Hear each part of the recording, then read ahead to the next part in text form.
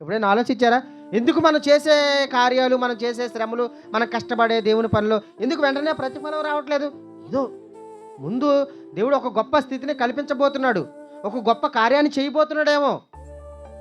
ఆలోచించండి మనం. దేవుడు ఏం చేయబోతున్నాడో, దేవుడు ఏది మేలుకరంగా చేయబోతున్నాడో, ఏది మన జీవితంలో గొప్పగా ఉంచాలనుకున్నాడో అవి మనకు తెలీదు. కానీ వెంటనే మనం ఎలాగ ఆలోచిస్తున్నామంటే, ఈరోజు దేవుని వాక్యం విన్నాం, రేపు మేలు జరగాలి. ఈరోజు ప్రార్థన చేశాను, రేపు ఐశ్వర్యం వచ్చాలి. ఈరోజు మోకరించాను, మోకాళ్ళు వేశాను, ప్రార్థించాను, బాధపడ్డాను. ఇవన్నీ తెలిసిన దేవుడు నాకెందుకు చేయడం లేదు? నా జీవితంలో ఎందుకు మేలుకరంగా లేదు? ఎందుకు ఆశీర్వాదకరంగా లేదు? అంటే నువ్వు ఒకరోజు ఆరాధనకు వచ్చి 1 గంట ప్రార్థనలో ఉండి నువ్వు మోకాళ్ళేసి 1 గంట కన్నీరు కారిస్తేనే నీ జీవితం మారిపోయిందని దేవుడు నమ్మాలా? ఆ నమ్మి నిన్ను ఆశీర్వాదంగా మార్చాలా? ఆ నమ్మి నీకు మేలు కలిగేటట్టుగా చెయ్యాలా?